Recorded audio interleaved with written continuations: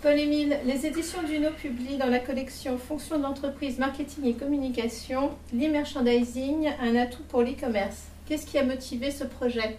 Eh bien voilà, plus de 12 à 15 années que je gravite dans l'e-commerce. Et c'est vrai qu'on s'est tous jetés très vite et trop vite dans la bataille du e-commerce, sans essayer de prendre un petit peu de recul par rapport à ce nouveau contexte.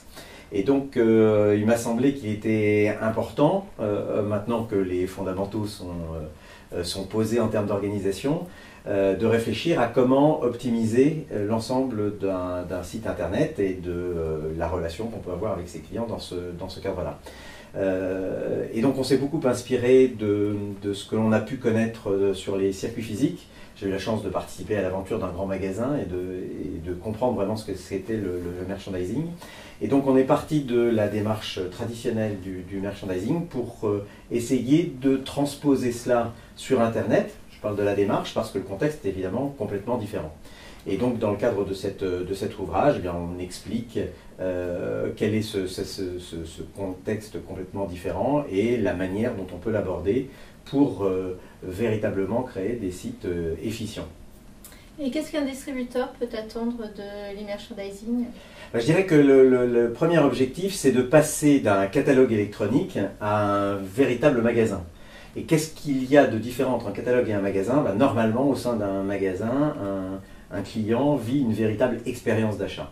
Alors, ça fait longtemps qu'on en parle, hein, mais là aussi, si on se réfère à nos propres expériences, on a rarement vécu de véritables expériences sur des sites internet marchands.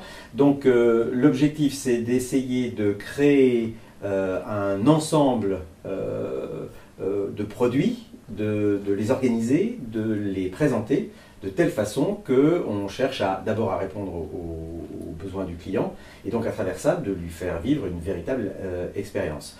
Le résultat final, c'est l'optimisation de l'efficacité du site, donc des taux de transformation qui normalement devraient être, et on l'a démontré sur pas mal de projets, qui sont effectivement supérieurs. Et en quoi consiste la méthode dite de la rentabilité au pixel carré? Alors, d'abord, elle s'appelle comme cela parce qu'on voulait justement faire le parallèle par rapport à ce qu'on peut trouver en termes de e-merchandising sur les circuits physiques, où on parle de rentabilité au mètre carré dans un magasin. Sur la vente à distance, on ne parle pas de rentabilité au centimètre carré pour le catalogue, mais c'est tout comme, hein, puisque c'est une notion qu'ils suivent également.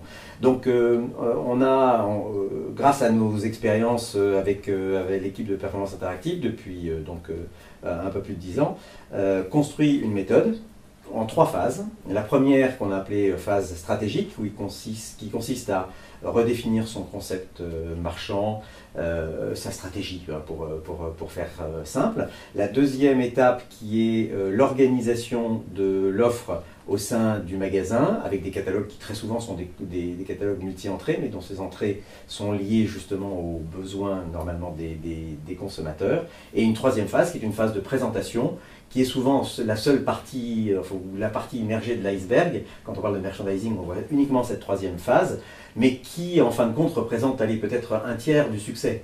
Les 2 tiers du succès, c'est en fait les deux premières phases que tout le monde oublie habituellement. On vous retrouvera donc dans cet ouvrage qui s'appelle l'e-merchandising, un atout pour l'e-commerce. Merci. Merci.